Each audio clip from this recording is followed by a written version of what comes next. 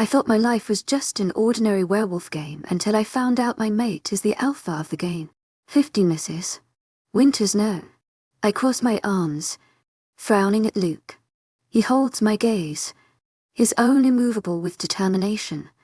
We're sitting in the kitchen, the table laden with breakfast that both of us made together. The morning was blissful as they come, waking up in his arms, and then cooking together had been more than amazing. Only, right now I want to whack him on the head. Why ask? Because I don't want him anywhere near you. Luke says firmly, come on. I lean forward in my chair. Towards him, he's my friend. He might still be worried about me taking a bullet. His eyes only narrow at that your well-being is none of his business. I close my eyes and take a deep breath.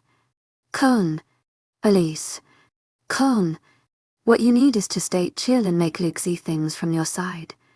Luke, I take his hand in my own, don't you trust me? The steel in his gaze falters at that. His fingers tighten around my own, it's not you I don't trust. Ethan is just. I take a second to gather my thoughts, he just misunderstood where we stand. I don't want to be the reason someone gets hurt like that. A frown tugs at the corner of his lips, you didn't seem to think that when you told me to get lost. I blink at his serious expression and I seriously try and fail to keep my face straight since. A laugh bubbles past my lips and still laughing I ask seriously. His frown eakens, that is not funny. I remember proposing some very solid fact when I told you to. I burst out laughing again. That's it. Lou says, feigning hurt my own mate doesn't think I might be hurt. He stands up from his seat. And I, still gigging, quickly stop him by grabbing his arm. Luke looks over his shoulder at me, and it's all I can do not to start laughing again at his devastated face. I'm sorry. I stand to my feet as well, so we're facing each other. I didn't mean to. To my agent extraordinaire, Madeleine Nilben, heartfelt thanks for your unfailing patience, enthusiasm. He brushes his other hand along the side of my face, stopping as he reaches the back of my neck, leading fire along my skin. You mean it? Luke asks, and I realize he's not joking anymore. I nod, his calluses skin brushing delightfully against my own, and a smile curves at my lips. I was sorry back then too. I tell him, but I knew I'd do us both if I let my emotions get the better of me. Luke steps closer, putting his forehead against mine at the end of the day. You were the stronger one. To my agent extraordinaire, Madeleine Nilben, heartfelt thanks for your unfailing patience, enthusiasm. I reach up to press a soft kiss to his lips before falling on my feet again. Grinning. Like hell. I say smugly, you were going crazy. Luke breathes out a laugh and wraps an arm around my shoulders, pulling me close to his side as we start walking. How could I not be? He presses a kiss to my temple. You're amazing. I look up, smiling like an idiot I know I am. With a contented sigh, I lean back in his warmth and realize where we are walking to the library. You know, I murmur, this doesn't mean I've forgotten about what I said. Luke lets out a dramatic sigh. I know. I'm still going to come clean to Ethan. I know. Luke grumbles honestly. You didn't even string him along. This is just unnecessary. Whatever it is. I nudge him. I need to do it. That doesn't mean I have to like it. Why do you hate him so much? I sigh as I finally ask. He's always been nice to me. Except for that one time. Luke's jaw clenched at the mention of that one time. Because he isn't nice. His gaze hard, and I wonder if you know. But it's well known that his pack is the one of the crudest, most manipulative ones. All courtesy to its new alpha. The fact that he's good to you doesn't sit well with me. I furrow my brows. That sounds really far-fetched, given what I've seen of Ethan. But I trust Luke to know more about packs than I currently do. I'll be careful. Fine, he says in defeat. Then he's silent for a moment, thinking maybe you should do that before the mark is removed. I raise an eyebrow. He continues, I want him to know you're out of his league for good. I roll my eyes. Alpha males. They're always going to be beyond me. Then again, I wouldn't like it if some girl was fawning over Luke. And for some biological reasons I don't get. Males have a harder time with this sort of thing. Thank you. Oh, mate of mine. I say to him dramatically for letting me do things that I do even without needing your permission. It's more of a suggestion. Luke turns his face to me, but you're utmost welcome. My love. I laugh and shake my head as he smiles. Then Luke turns the side of his face towards me, leaning down. When I only blink, he turns to face me. To where agent extraordinaire, wildest. Heartfelt thanks for your unfailing patience, enthusiasm. I raise an eyebrow at the expectant look. Luke cocks his head to his side, just a verbal thank you. Another laugh escapes me and I move out from his arm, walking ahead to open the library door. You're unbelievable. To where agent extraordinaire, wildest.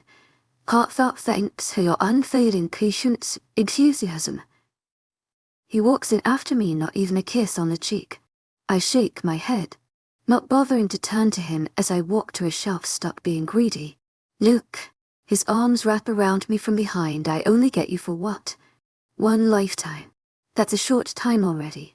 I look back at him, meeting his amused gaze with my own. Since when are you so openly affectionate? Since you're my mate. Luke leans down, reducing the distance between us to almost non-existent. I would have been before, but you'd probably run away screaming. I turn around in his hold, hooking my arms around his neck. I wouldn't run. Darling, I'd slap you. Luke snorts true enough. His eyes run over my face. Softly, easily, a small smile coming on his face, warmed by something I can't yet categorize. Is this what people call a happy ending? I allow my own eyes the pleasing task of looking over him, over every little scar, every sharp angle of his face. The face of the man I can't even imagine my life without. What happened along our way to this? When did this sneaky bastard put my heart in a sack and ran off with it? I pull my hands down, only to wrap them around his waist, dropping my chin on his chest. Luke smiles down at me, wrapping his own arms around my frame. Yeah. I give him a soft smile. They do. All clear. I get up from the couch I've been sitting on as I see Luke enter our room, not looking particularly happy. He nods. The coast is clear. I put my book down and move my arms as if warming up. I tug my ponytail tighter and take a deep breath. Luke's lips stug upward. You're acting like you're about to spar with someone. He shakes his head, amused. Oh, you have no idea. Winters. I tell him seriously, gently breaking the news of having found your soulmate to a guy who's been pinning on me for I have no clue how long is going to be harder than a punch in the face. As you say, Mrs. Winters. He motions me to follow Mrs. Winters. I ask as we leave the room. Luke casts me a quick glance from the corner of his eyes. You don't plan on staying Ms. Atwood for the rest of your life, do you? I roll my eyes with a laugh. We are not getting married. He stops dead in his tracks. We aren't. Definitely not for the next 5 years. I say dismissively, maybe 10. Seeing as he doesn't start walking even then, I look over my shoulder at Luke's subtly sharp expression and flash him a grin. You're welcome to try and convince me otherwise. I wink, before he can say something that might convince me right then and there. I race down the stairs. Since we can't let anyone really know that Luke and I are mates, and Ethan is being an exception, Luke made sure no one would be seeing me meet Ethan. I sneak out of the mansion, giving a nod to the guards who return it. To my agent extraordinaire, wildest. Heartfelt thanks for your unfailing patience, enthusiasm. So Ethan was supposed to meet me in the far side of the backyard, if you can call it that. It's more of a secondary garden. One of the many reasons why I'm going to miss this mark even in the short, while it's going to be masked, is that it enhances my senses to an insanely new level. I detect Ethan at the moment I reach the backyard. He's standing at the very far end, by a few apple trees. I hurry over to him, trying and failing to find a script for what I have to say. Oh, screw it. I'll just go with the flow.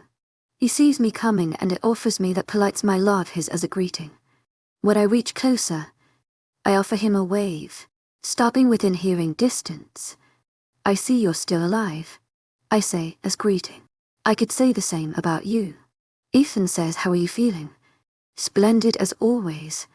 I grin more so because I won. We both just stand there awkwardly for a moment. About last time.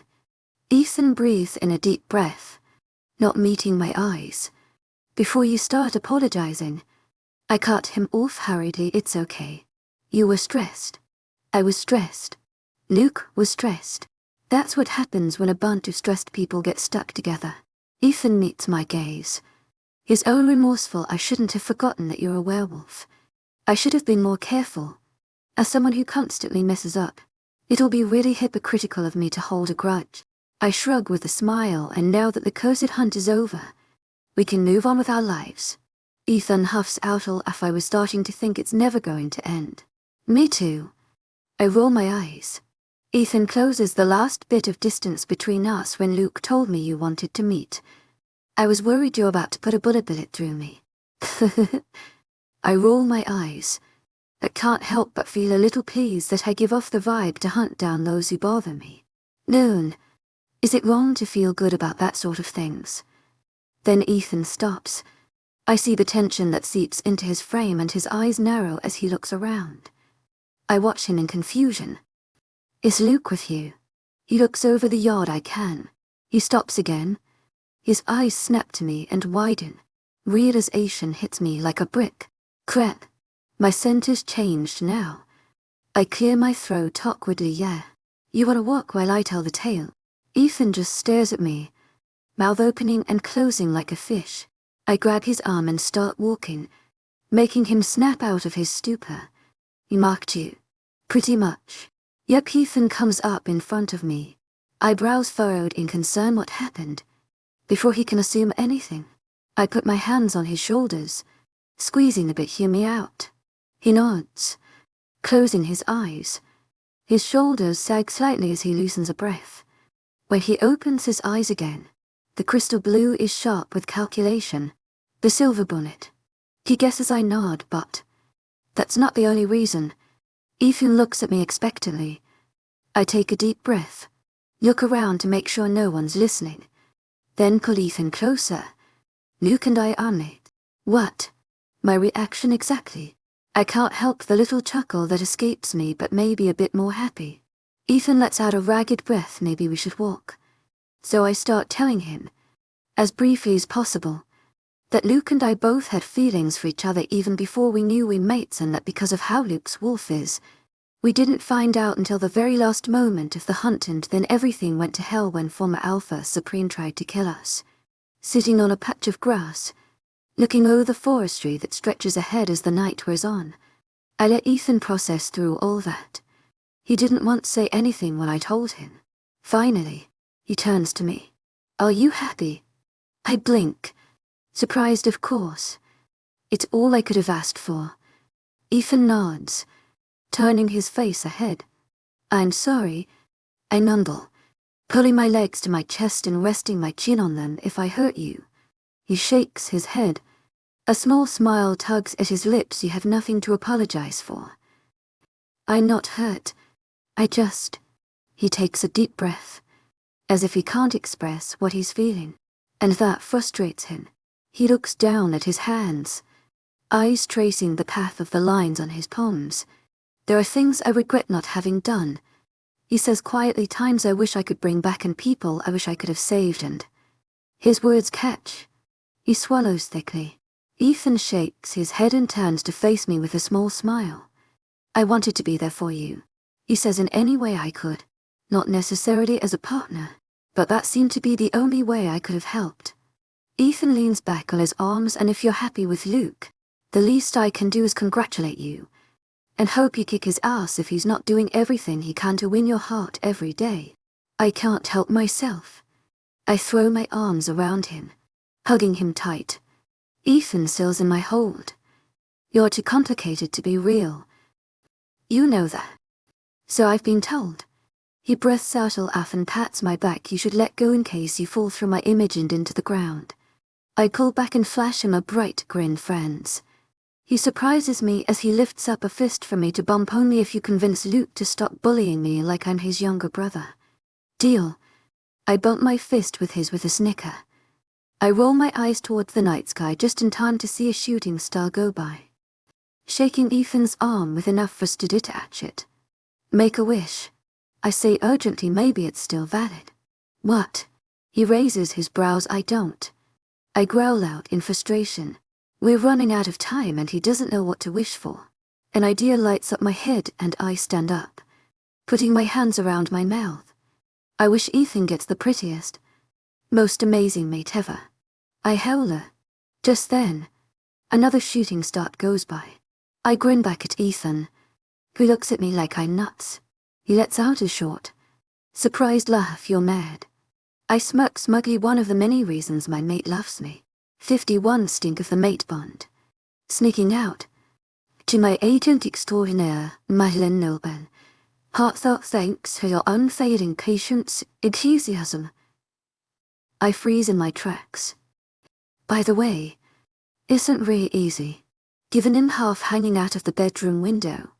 Clearing my throat, I pull myself up a bit, grinning sheepishly as I catch Luke's eyes. Achius leaning against the bedroom door, arms crossed loosely across his chest. Hello, mate. I croon. You finally remember I'm alive. Luke takes the liberty to walk over to the window and all but pull me inside the room, his arms wrapping around my waist. Do I want to know where you were going? But amusement gleams in his stormy gaze. Who says I'm not just returning from my rendezvous? I pick off an imaginary piece of lint from my shirt. Because I'm just returning from my rendezvous. Luke says, interlocking his fingers with mine and leading me out of the room. And it has seen you climbing up. Where were you? I narrow my eyes at him. After our date last night. I'd woken up this morning in an empty bed and a little note saying I'll be back soon. So, after having breakfast, and then boring myself to death, I figured I might just try to climb out of the window and jump down. Test out that lunar strength a bit. Off to deal with something important. Luke says and you're about to find out what. With that, he leads me into his office and there, in one of the visitors' chair, I see someone. Yellow and gold teeth are bared at me in a wicked smile. The hunched figure of a woman all too recognizable sweeps in a crooked bow. I suppose I should bow to ya. Now, dearie. K.O. Ross says. I school my features into calm, despite the sudden clamor in my head, the masking of my mark. I resist the urge to rub at the spot where my neck meets the shoulder. There's no need for that. In what I hope is polite calm, how are you? Cora waves a withered hand in dismissal. I've seen better days. Luke gives my hand a squeeze as I glance at him. Then he leads me to his high-back chair behind the desk and pulls it back. When he doesn't sit down, I look up at him and realize HES pulled it out for me. With no small amount of satisfaction, I sit down. Luke's hand comes down on my shoulder. To my agent extraordinaire, Madeleine Noble. Heartfelt thanks for your unfailing patience, enthusiasm. Pleasant reminder that anything that might hurt me will sooner be turned to splinters. Luke answers her with his stormy gaze. You knew, didn't you? Cora snorts. My nose was burning with the stink of the mate bond between your two. My brows raise. And it didn't occur to you that we'd like to know. Please. She rolls her eyes. This as though fate wanted it. So this is how it went. I glance at Luke with a look that says, well, she seems happy about being here. To my absolute horror and surprise, his voice sounds in my mind. That might have something to do with the fact that I had to drag her out of her cottage. A shudder goes through me. His voice snicks along my bones. Well, damn me for forgetting that part of being a high-ranking lichen. Why the hell didn't he do that before? We'll talk about this later. Your will is mine. My love. He almost purrs, making my hairs stand. Yes, we will definitely talk about this later. K.O. Ra's face is delightfully repulsed. Danya. I turn my eyes to the witch. Can I trust you not to blow my head off? Not remotely. The glare that Luke sent her way could have burnt holes through steel. K.O. Ram eerily held up a hand in mock surrender. Cool down. Beastie. She says I ain't hurting why our treasure. She turns those blazing yellow eyes to me and it's all I can do not to squirm as their undivided attention falls on me. As if reading a particularly puzzling paragraph off a piece of paper. The stars of top lay with ya. She murmurs, then shakes her head. Who am I to object? I ignore the twist in my stomach. Luke's hand tenses on my shoulder, batting aside the panic slowly building in my bones. I sigh dramatically. Do it. I tell her do it while the fit is on me. Cora pulls out the wand as old as herself and then jabs it at Luke's direction. Move away from her. And stay away until I'm done. Luke removes his hand from me, but doesn't step away. Does that mean the process would make me want to rip your head off? A wicked smile likely. A low growl escapes Luke's throat, but the witch only snickers. Not that you would be able to touch on me while I'm at it. Best if you stay away on why I our own. Luke takes 2 steps away from me. Not an inch more. Mask it. Harmless and easy. And the gold you've been promised will leave with you. My heart drops to my stomach. Gold. A cheers paying, K.O. a raw in freaking gold. I make a mental note never to hire K.O. a raw for anything. K.O. a raw grins one last time before the wand is pointed in my direction. She closes her eyes, muttering words under her breath. Wisps of gold spin out of her wand and slowly swirl towards me. The wisps curl around me.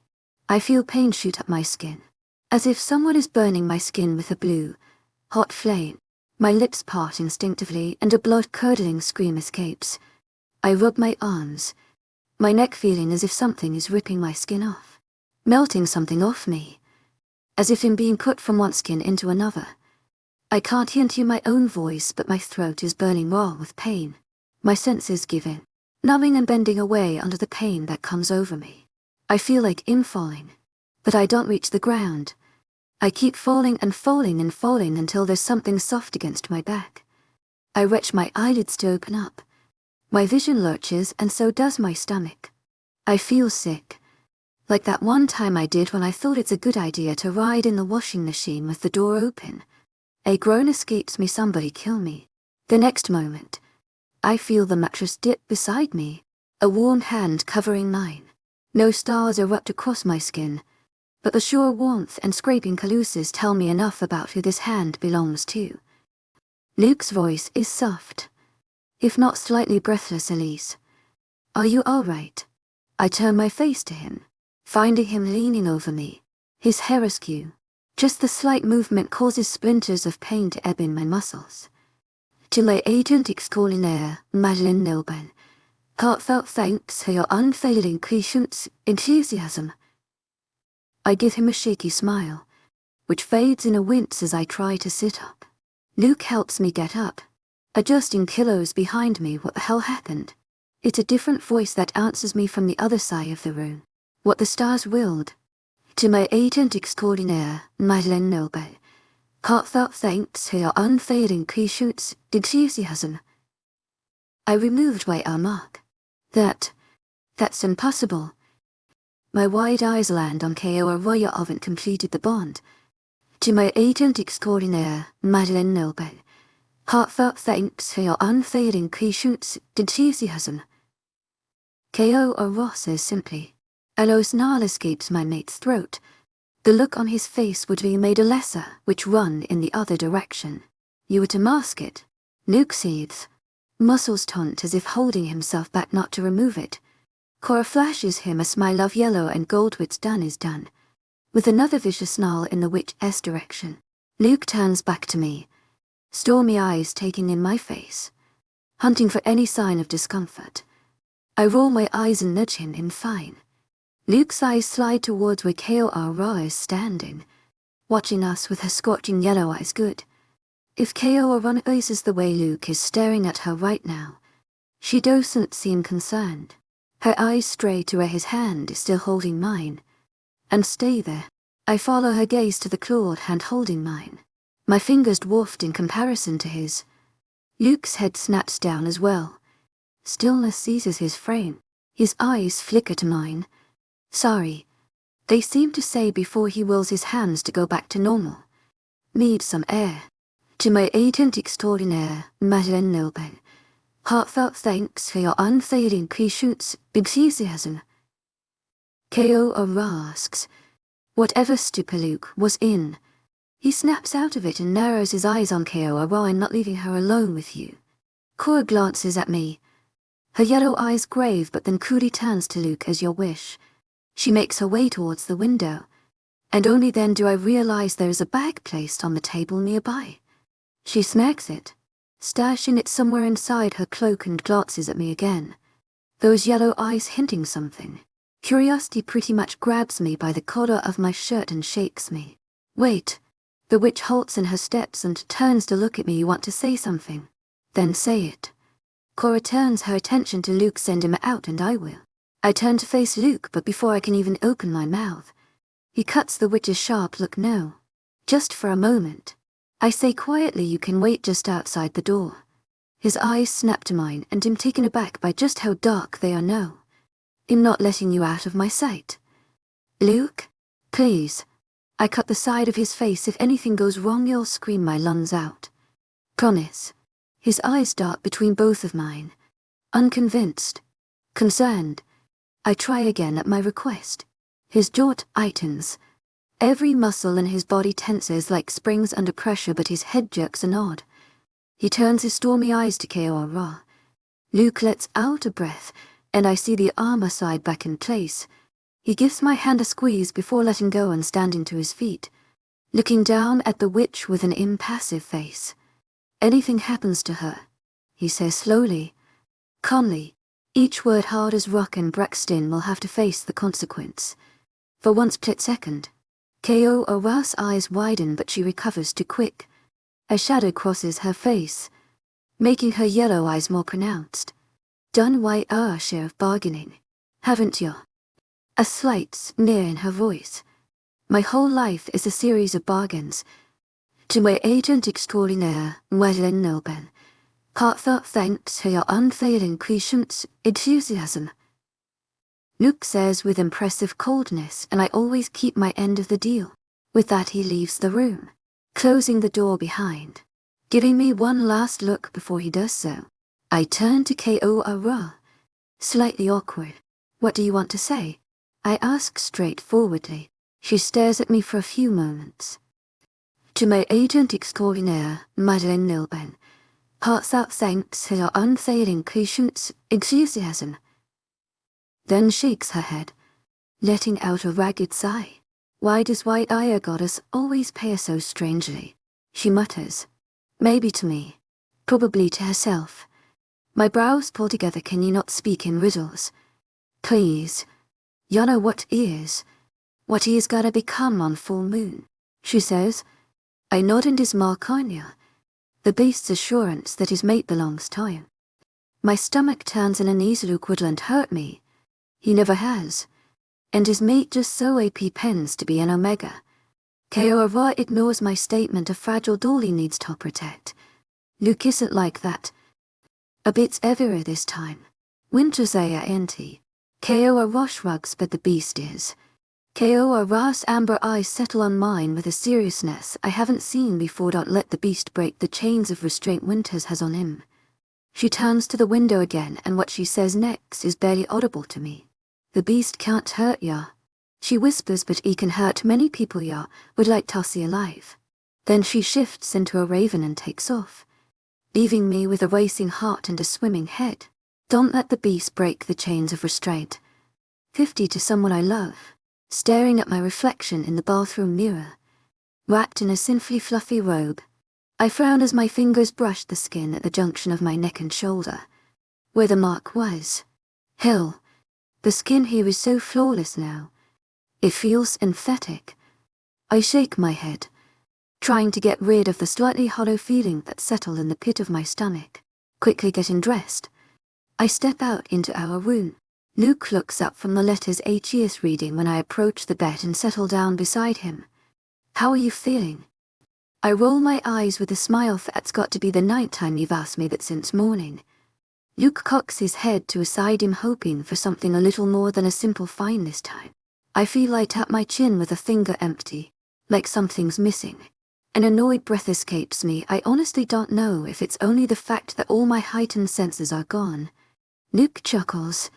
I narrow my eyes at him. That's to be expected. Hopefully. It won't be long before that feeling has to go away. I groan. I can't wait for those moments. Noon. Was having omega senses always so bad? Like having a blanket wrapped around you. I have to give humans some credit. How do they deal with living like this? I turn my eyes to Luke, only to find him staring at me, face propped against a fist, giving me a sleepy, suggestive smile that makes you trush to my face. My mind instantly goes back to the conversation we just had. Hopefully, it won't be long before that feeling has to go away you. I sputter, catching the meaning of those words. My face burning I what? To my agent extraordinaire, Madeleine Nilban.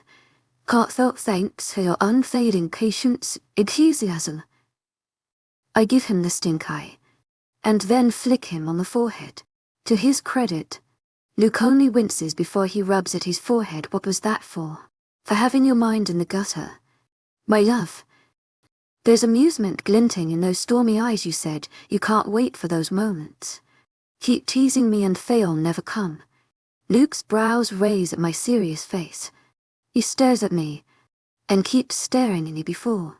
Enthusiasm, a squeal escapes me as he lifts me off the bed and onto his lap, only to drown in giggles and laughter when he nuzzles his face in the crook of my neck, his soft head tickling me mercilessly. Stop. I manage to get out above my hysterical laughter. Luke, you be bastard. Take it back. Warm lips brushing against my skin, still cold from the shower. Fine. Why, you brute. Another squeal escapes me at the graze of his canines. I take it back. He lifts his face from the crook of my neck, his dark hair messy but lips pulled in a bright grin. If I wasn't already red in the face and out of breath, it would certainly do both those things to me. I run my hand through his hair, taming it a bit. Your ear, brute. Luke cleans down, saying things that you might have to take back. Are we? I huff, despite my smile as my hand comes to rest on the side of his face, my thumb brushing against his sharp cheekbone. Then a thought suddenly hits me. Why did you remind me about the mind link? I ask him. Luke puts his hand atop mine, his stormy eyes trained on mine. It would make things more complicated. A rattled breath even when the plan was to mask the mark. You wouldn't have been able to communicate with me.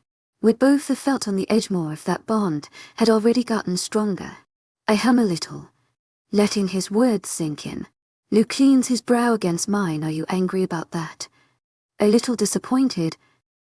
Our breaths mingling that I didn't get to experience it. Luke presses a deep kiss to my forehead soon. A pleased shiver races down my spine at the promise in that word. Now that the mark is gone, I say I can go round the mansion as I please. Luke nods. Any way you like. Well, that's my cue to leave then. I chirp and slip out of his hold. Luke frown a little. You could at least pretend to be disappointed about leaving me. To my agent extraordinaire, Madeleine Nilban. Heartfelt thanks for your unfailing patience, enthusiasm. I wink at him. I'll be back before you know it. Besides, I nod towards the letters on the bed. You have to read through all those. Luke lets out a long, exaggerated sigh as he picks up the letter he was reading. I turn around and make my way towards the door. Elise. I turn halfway to look back at Luke. His eyes flicker to me before going back to the letter. But I sense the tension in his frame, the stiffness that was there a few moments earlier. Try not to stay with another competitor for long. Unbidened. KOR's words rush inside my head. Don't let the beast break the chains of restraint. Lycanthropes tend to get antsy when the full moon is coming, especially the males with an unmarked partner. Something about hyperprotectiveness or something. Got it? I try not to miss me too much. From the people I know, Ethan and Tyler made it back. So did Freddie and Joseph. I'd go and talk to Ethan and Tyler for a while. Find out what's so savage about their pack. Then I'd say hello to Joseph and Freddie. My mind made up. I make my way towards the stairs and go straight to the first floor. I reach the first door and raise my hand to knock when realization hits me. I have no idea which room they're in. Muttering a curse, I move the gears in my head. Just then, a maid goes past me. An idea hits me like lightning. The sound of thunder in the background only adds to create the effect. Wait. I quickly walk to her. She raises an eyebrow in confusion. Do you know where Alpha Park's room is? Sure. Miss Atwood. She nods. The sec and last on the left. Thank you. I grin at her, but just as I take a step forward, she speaks again. If you are hoping to meet him, she's not there. She tells me he left for a jog with his beta just 5 minutes ago. They said rain wouldn't be a problem. Oh, my shoulders drop in doubt of and Erwood. Where is he? He just asked for coffee in the library. With a smile I nodded her into the stairs again. Soon enough, I reached the library on the 2nd floor. Without knocking, I slip inside. Using my ninja maneuvers, I quickly detect a mop of dark hair against one of the couches. I slowly creep forward, making no sound whatsoever. Finally, I am close enough to the couch to scare the shit out of him when I hear. And you said I'm creepy. Seriously. I frown at him, peeking from behind the couch. What is it with everyone knowing in there? Your scent is strong. To my agent extraordinaire, Madeline Milburn. Heartfelt thanks for your unfailing patience, enthusiasm. Joseph looks up from the chessboard in front of him on the table, and every lycanthrope here is either alpha or beta. To my agent extraordinaire, Madeline Milburn. Heartfelt thanks for your unfailing patience, enthusiasm. To my agent extraordinaire, Madeline Milburn. Heartfelt thanks for your unfailing patience, enthusiasm. I huff, yet in the one who won. Winters won. Same thing. He gives me an amused look. What are you doing here? Can't I check up on my housemates to know if they're alive? I give him a look, cupping myself on the couch. I appreciate the concern, he says with a quirk of his lips. I'm surprised you're alive. Heard you took a silver bullet. He told you. My eyebrows shoot to the sky. Cops wanted to see you when we arrived. Winters said you're still recovering. Moving a piece from the black side and then moving one from the white, by the way. How are you now? In good. I say cheerfully, never been better. Joseph casts me a sideways glance. His lips curve in a smirk. So, you and Winters? I raise an eyebrow at him, hoping he can't hear how my heart has started to gallop. What do you mean? I play dumb, faintly aware of the splatters of rain on the windows. Don't give me that look. He rolls his eyes. I know about his curse. My mouth falls open. What? How? Joseph takes a moment to think, then moves the black screen, knocking over white skin. My father tried to kill him. What? Joseph picks up his coffee mug and takes a sip, leans back in his seat. He came to our pack some 4 years ago. Talked to my father on some matters. He tells me calmly he and his little crew of warriors were to leave in a few days. My father told me we would finish them off in the night. I asked him the reason. He told me. He takes another sip of the coffee and looks at me, with those too clever for us eyes. I don't think he'd ever forget the night a single like and killed 10 trained warriors. A beat of silence passes and then I'm compelled to ask, what about your father? Gone. My eyes widen in horror. Did Luke know? Joseph says HES not dead. HES in exile for planning an attack on your pack a few months later. He helped some Rouges. The Alpha Supreme found out.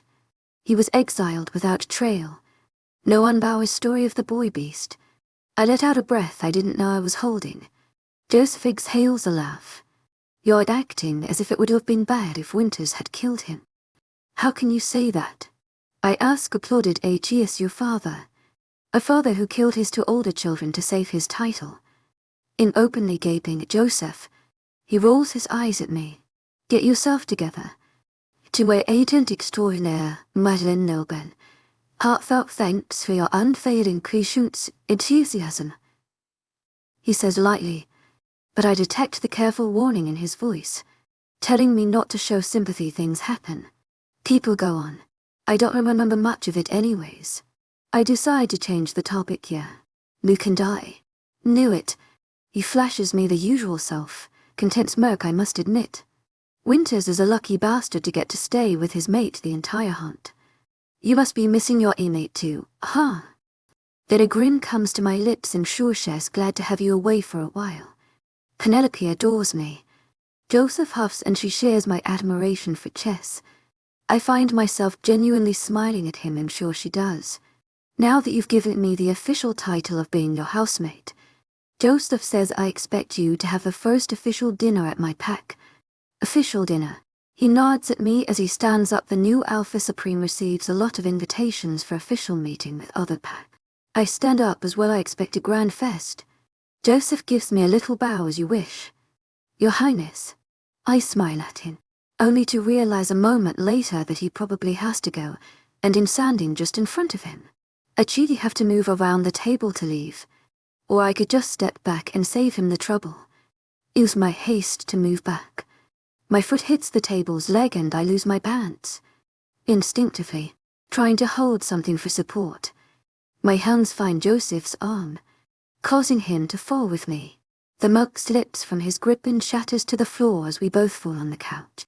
Joseph manages not to crush me by holding himself by the arms. I almost cringe at the awkward position. Before either of us can move, a low growl reaches my ears. The next instant, I hear a crash as the table is tossed away, its glass arc shattering with an ear-piercing sound. Joseph is hauled off me, and I hurriedly scramble up to see him being held against a shelf. Stay away from her. Luke's lips curl in a snarl, displaying his elongated canines, his hand clenched around Joseph's throat.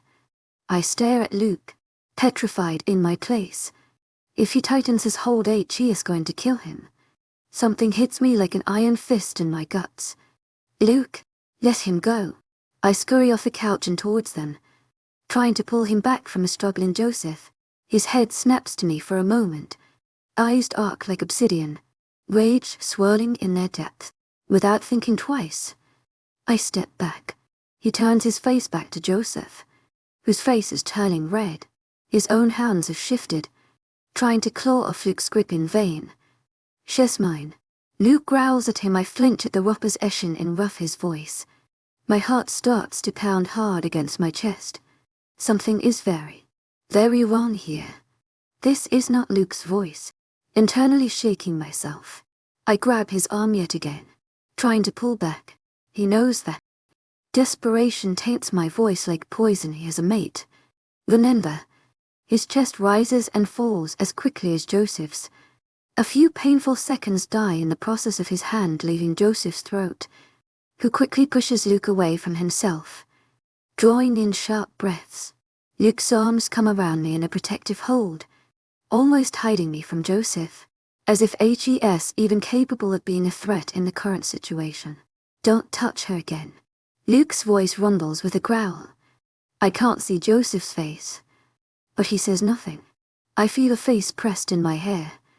Taking a deep breath. My mate. A rough voice whispers mine.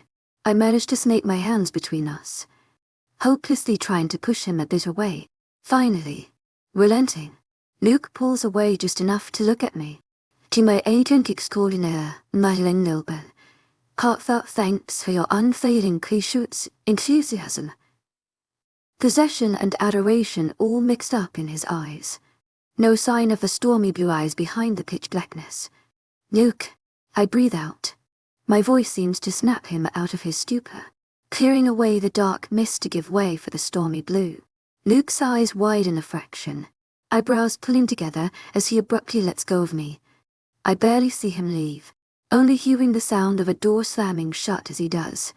I whirl around to see Joseph, leaning against the shelf, the bruises on his neck already fading. Are you okay? I ask. Fine. He nods, still staring at the door. I'm okay. I let out a breath. Joseph. I'm really sorry. My clumsiness totally got this messed up. He finally looks at me again, and shakes his head. This is expected. Mycons are possessive even these days. And he is something ancient. This isn't. I swallow. Always going to be like this. Right. Joseph keeps staring at me for a while. I don't know. I try to swallow the lump in my throat. I should go. Elise. Joseph calls as I near the door. I look over my shoulder, give him time. This must be new for him too.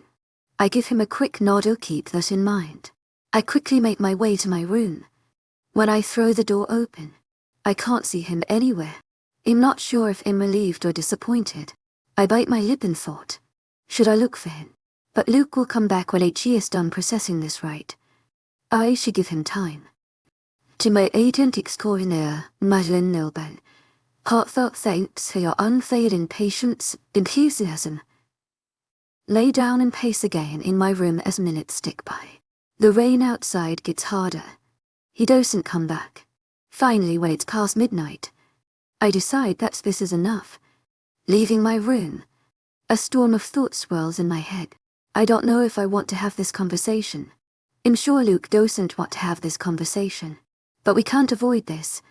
I refuse to let a dumb incident be a hurdle between us. I go to his office and, without knocking, go inside. Blinking, I look around. HES not here. I close the door and look through the other rooms. The thunder roars, illuminating the otherwise dark hallways. I contemplate calling out his name, but I don't want to risk him walking away. Looking inside each room, my disappointment increases.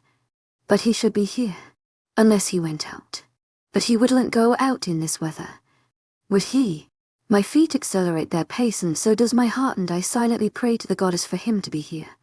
I reach the second floor, and just as I quickly pass a balcony, my steps falter. I step back, slowly, hopefully, and there, standing in the pouring rain, I see a tall, dark silhouette. The thunder roars again. I quietly step out into the rain, biting back a gasp as the icy water hits me. My hand reaches out to touch him, but I hesitate before pulling it back. A soft whisper leaves my mouth. Luke. Impossibly. Over the sound of the splashing rain and rushing wind. He hears me. He whirls around, eyes wide a fraction, muscles taut. For a moment, we just stand there in the pouring rain under the dark sky, looking at each other, asking 1,000 questions in the silence that envelops us. My feet move forward. My hands reach up to hold his face, and I vaguely wonder why he seems so taller than usual. Tenderly, my freezing fingers graze his burning skin. His stormy eyes burn with deep regret, a pain ages old, breaking the spell of silence. My mouth opens and words tumble out. Why did you leave? Luke snaps out of his trance. He briskly steps away from me before turning his back at me once again. Why are you here? His voice is harder than it's ever been before. You just took off and you are asking me why I'm here. Another flash of lightning illuminates the balcony. I notice his hands digging into the rail. You should go. I gape at his ripped back, feeling irritation and confusion rise in me. Why is he acting like this? Do you think I came here at this hour of the night, in pouring rain, just to turn back? My eyes narrowed, his neck muscles tense. Other than the sound of thunder, I get no response. Look at me, I say in a firm voice. He doesn't move an inch, closing the distance between us. I take his arm and force him to look my way. Do you have any idea? I jab a finger at his chest how worried I was. You don't have to worry about me. To my agent extraordinaire, Madeleine Noble. Heartfelt thanks for your unfailing patience, enthusiasm.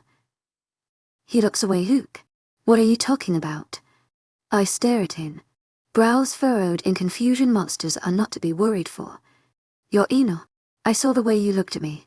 He steps away from me, his face taut in pain. I stare at him, wide-eyed and stunned, getting no answer out of me. Luke runs a hand through his hair, pushing the dark strands away from his face. You looked at me like you want to run away. His eyes clench shut as though I terrify you. My heart falters, crushed with an unknown pain, and my shoulders sag under its weight. You don't scare me. My voice hushed in the rough winds. You never will. How can you not be afraid? Staring down at his hands, claws of what might surface through me, I step forward and hold his face. Luke's eyes gravitate to mine, looking like shattered glass after a storm. How can I be afraid of someone I love, even in the pouring rain? His body radiates heat. Standing on my toes, I hook my arms around him. His own arms wrap around me, holding me as though I might vanish any moment. This won't happen again. His voice so low I almost don't catch it over the sound of the rain. I swear. I know. I whisper. Then a little smile tugs at my lips, but I kindle really like hugging in the rain. His shoulders relax slightly. Luke presses a soft kiss to my temple. This won't happen like this again. I nod ya. There should be a garden, and definitely background music. He smiles then. The stormy blue I've come to adore, already bright with calculation, already planning on how to make that happen, how to make it up to me, and my heart cracks at the sight of it. At the sight of my brilliant mate, who's been told his entire life that he might become a monster, who had the courage to face all of it, and to take down that title and make a new one. I lean forward to lock my lips with his. Luke returns the gesture, but I stop before that. A strange feeling crawls up my body. My eyes widen in realization. I turn my face just in time before I sneeze. Sniffing, I turn back to Luke with a sheepish smile. Come on. His hand seems to engulf mine on a whole new level. Luke guides me back inside and passing through the dark hallways to my room before flickering on the lights I had turned down before leaving. You should take a warm shower. To my agent extraordinaire, Madeleine Nilban, heartfelt thanks for your unfading patience, enthusiasm. Stepping away from me, Luke opens the closet and takes out a long sweatshirt. Taking the shirt from him, I look up and you. They'll take a shower in the other room, Luke says. Nodding, I step away from him into the bathroom. Taking off my soaked clothes, I take a quick warm shower. Sneezing a few times. Might I add that I dry off and put on the dry shirt? When I step back into the room, my eyes instantly land on Luke sitting on the bed. I focus my eyes on his face, his damp hair and dark stormy gaze, but he looks calm, not as guilt-ridden as he did a while ago. My gaze travels to his hands and, for a millisecond, they're still not back to normal. Surprised, I walk up to him and cautiously hold his hand in mine. It should be back to normal. Every other time it's happened, it goes back in a while. He waits for me to speak and I do too, but no words come out of my mouth. I look up and my eyes meet his tired ones, a note of worry in them. A small smile tugs at my lips as I interlock his fingers with mine. Let's sleep. Luke presses a kiss on my forehead and nods. So both of us lay down on the bed, a little distance away from each other, me curled up and him ramrod straight, staring at each other. Luke, I say after a moment in feeling cold. Strange, he says. I think it's warm. Well, if that's the case, I scoot over to him. His arms warp around me so his head falls against my chest, no doubt hearing my fast heartbeat. The thunder roars again. Rain splatters on the glass windows and my body relaxes completely in Luke's hold. I nearly drift off to sleep before realizing that he was still awake. Can't sleep? I ask quietly. Silence. Then yes. I tilt my head to look at him, a little sleepy smile on my face. You have me here and you still can't sleep. Hushed amusement in my voice. I have the right to know why. Luke shifts his hold on me so we're on eye level.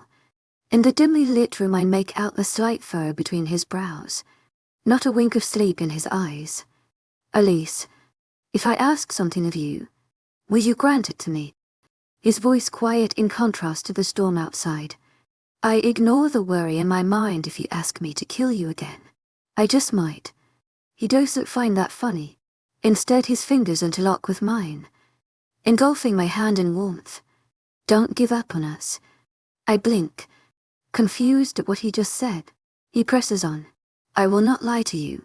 To my agent extraordinaire, Madeleine Nilban, heartfelt thanks for your unfading patience, enthusiasm.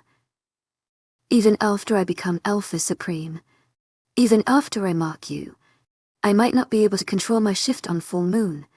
I might not be able to hold back my instinct when another male comes close to you. Luke says, but I swear, Elise, I will never hurt you. I will get this under control. I press a kiss to his lips. Shut up. A small laugh escapes me at his bewildered expression. You worry way too much. Luke, I pull my hand out of his and trail my fingers down the side of his face. Along his jaw. You don't have to explain yourself to me. You kept no secret about yourself. I fell in love with it all. In not going to take the good you offer and frown at the bad. I know you will work this out, and am always happy to help. I can almost feel him relax. He buries his face deeper in the pillows. hooded eyes staring at me. Maybe after so long of having everyone fear me, he says softly, I keep worrying that you might fear me too. I snuggle closer to him, tucking my head under his chin. His scent and warmth engulf me in comfort. I can hear his rhythmic heartbeat as I close my eyes. In here, I whisper softly, don't ever forget that I'm here. Look, you're not alone anymore. I'm almost asleep, almost lost in the comfortable darkness when his voice caresses my ears. I know. 53 Royal Carriage today is the day. After breakfast, Luke dropped me by our room, excusing himself to go and see if all the others in the mansion are ready to depart for the temple where the ceremony is. We have to leave in the end, after everyone else, so there's plenty of time to get dressed. Fidgeting excitedly, I rake through the closet and find an E-length white dress that looks sophisticated enough.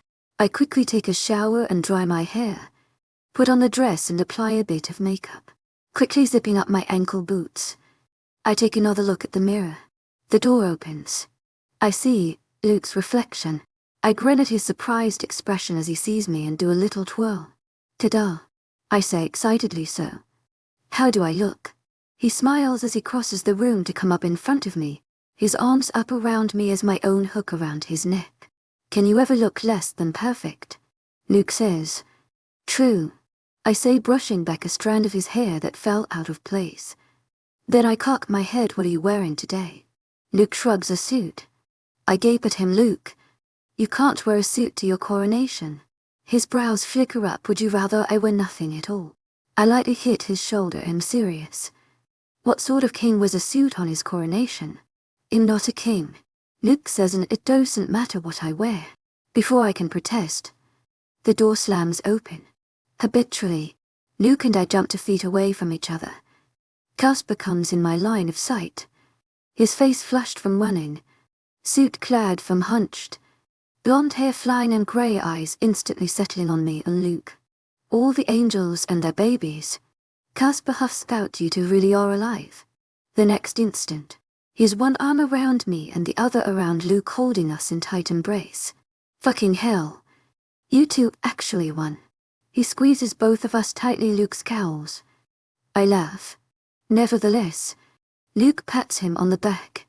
Casper lets go of us, beaming. When Alpha JX told the news, I almost collapsed from relief. He says, you've really outdone yourself, Winters. I think not. Luke says coolly, it was rather obvious. Casper huffs, you should really brush up on your common courtesy. I can't agree more. I nod solemnly. Casper turns his bright grey eyes to me, and the next moment HES lifted me off my feet in crushing embrace. Thank you, Elise, from the bottom of my heart, for tolerating this rock and surviving. Letting go of me, I deserve medals. I know, I say smugly. All smugness washes off my face when he presses a kiss to my cheek. We can get that arranged. HES pulled away from me by a very pissed off Lycan. Casper staggers back as Luke lets go of him, and I resist the urge to facepalm myself. Why did he have to do that? Get a hold of yourself. Luke's voice rumbles with a low growl, his hand already reaching for mine. Casper's wide eyes taken our interlinked hands. He looks at Luke's dark eyes. Then he looks at me. I offer him a little smile. Then he looks at our interjoined hands again. Are you two? Casper gestures with his hands, as if they would convey his message, but then would splutter out of his mouth, tell me, you bastard. Is she the one? Luke clears his throat, snapping out of his instinctive haze, with a face absolutely blank. Yes, yes. Holy mother of fuck. Luke holds Casper back before he can hug us again, but Casper doesn't seem to care. His lips are pulled in a splitting grin, eyes twinkling. This is brilliant. Perfect. Casper says. I can almost feel the elation in his voice to think we had your mate in our own pack all this time. Luke murmurs something along the lines of "Don't remind me." So, this is our official meeting as Luna and Beta. I say with a grin, pleased to meet you. Beta Casper Hendricks. The pleasure's all mine. Luna. Casper gives me an exaggerated bow. Luna. I grin at the title. Yeah. I can totally get used to this. To my agent extraordinaire, Madeleine Noble, heartfelt thanks for your unfailing patience, enthusiasm. Now you two can go downstairs and wait, Luke says with a glance at his wristwatch. He'll just change and be down in a minute. I turn to my beta as your Luna. I am in need of your assistance. He sketches me about Asper Hendricks at your service. My Luna. Good. I nod now. Listen carefully to what I'm about to tell you. Luke's face is wary when he eyes me, Elise. Do not. Luke is wearing a suit to his coronation. Casper gasps, his eyes wide as he looks at his alpha suit. Luke glares at him, yes, like a decent, normal person. Casper ignores his comment entirely and clicks his tongue. We need to get you something kingly to wear. My point exactly. I nod devotedly. And when Casper grins at me and I return it, I know that he found an awesome beta. And I know Luke is probably going to hate both of us in the near future. Luke's stormy eyes narrow at us in warning. Don't you dare. I know a man. Casper tells me who knows a man whose uncle is an expert tailor. I nod, taking in the information. You have connections. Hendricks. In the impressed. Thank you. Casper says Olomidi and the man I know, who knows another man. That man's uncle takes pride in making clothes the likes of which royalty wore in the past. We don't have time to go and he just so happens to live in the town nearby. I pat my beta on the shoulder. I always expected big things from you. But you've rendered me speechless with your genius. And you, my Luna, have won me over with your idealism and bravery. Casper puts a hand on his heart. I shall serve you with my life. And then we both turn to Luke, grinning like hellions. Before he can object, both of us have grabbed either of his arms, pulling him out of the room and downstairs. This is absurd. Luke stops, effectively causing both Casper and I to halt him wearing a suit. Not some medieval nonsense. Don't be such a killjoy. Lucy, I tell him it'll be memorable. And if it makes you feel better, we're both dressed like royalty too. To my agent extraordinaire, Madeleine Noble, heartfelt thanks for your unfailing patience, enthusiasm. Casper says, continuing down the stairs like a king, queen and the general. It'll be awesome. Luke looks heavenwards and mutters, why me? Universe. I press a kiss to his cheek because it loves you. That's why. And it might just be my imagination. But when we reach the bottom of the stairs, Luke doesn't look at all annoyed by this request of ours. I squeal, rocking on my toes, which are barely visible under the voluminous skirts of this dress. The siami-colored skirts trail after me as I pace in the spacious changing room. The bodice of the dress fitted to the bone, the tight sleeves making my arms look elegantly slender. The neckline and bodice are shimmering with little pieces of glass, arranged strategically to form flowers. I gather up my hair and with the supplies the generous shop owner offered me, put it in a neat seat IGN on, courtesy of all the time someone in the pack made me do their hair. Whistling, I put in the heavy teardrop earning it picked up from the section of the store where jewelry is available, and voila, I look splendid. I slip out of the changing room and towards the room where the tailor had dragged Luke to try on the king outfits. Perfection. I can hear someone saying from inside, it's everything I've ever worked for. When I turn the knob and enter, I freeze in my place. Because in front of me stands a man every girl has, at least once, dreamed of, standing by the windows. The sunlight streams down to make the angular lines of his face more pronounced, his dark hair brushed back. Yet one piece manages to escape and fall in front of his forehead, a chias wearing a deep blue doubled, with gold trimming and regal embroidery, dark pants and knee-high boots that gleam in perfection. And after all that, a cape draped over his broad shoulders, dark like the night, the lining like liquid gold. The tailor steps in my line of vision. You look like a king, young lord, the tailor is saying. I think he might be crying, feeling just a little bit cornered with the amount of male attention my mate seems to attract. I cough.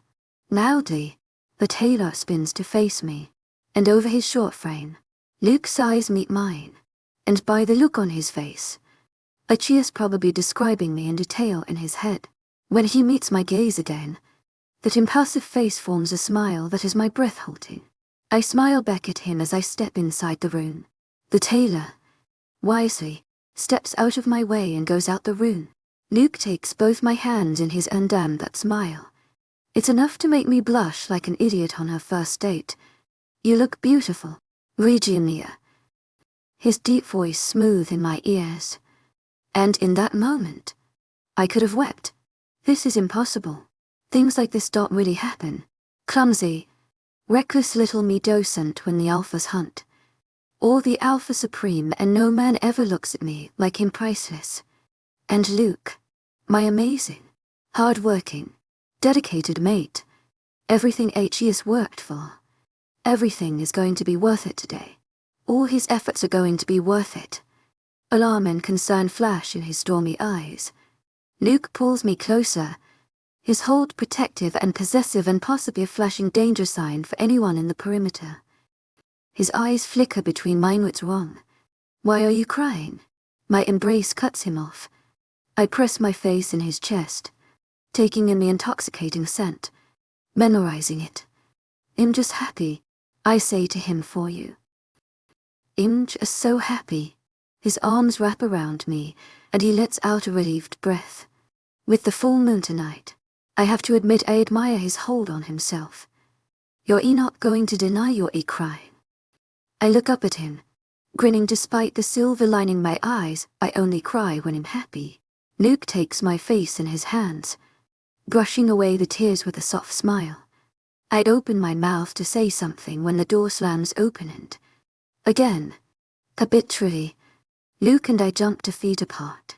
Your Majesties, Casper is grinning, dressed in a dark doublet with silver embroidery, dark pants and leather boots. His red cape rippling like blood. It's time to depart for the royal chapel. To my agent extraordinaire, Madeleine Nilben, heartfelt thanks for your unfailing patience, enthusiasm. General, I say with a grin of my own, it's time to get our king his crown. This way, your highness. He gestures to the door, stepping aside to let her pass you to look legit. By the way, I snort, tell me something I don't know. The tailor is weeping by the counter, and smiling. Sure he isn't a relative. To my agent extraordinaire, Madeleine Nilben, heartfelt thanks for your unfailing patience, enthusiasm. Luke asks me. I elbow him in the ribs. All my readers are dead. Smart ass. He has the good sense to wince as we leave the tailor's shop. Casper already left a thick bundle of cash on the counter by the weeping tailor. I look around the road, and then my brows raise as a limousine stops. Not a royal carriage. To my agent extraordinaire, Madeleine Nilben, heartfelt thanks for your unfailing patience, enthusiasm. Luke asks, glancing at Casper. Casper grins as he opens the door. Royal carriages don't have a food compartment.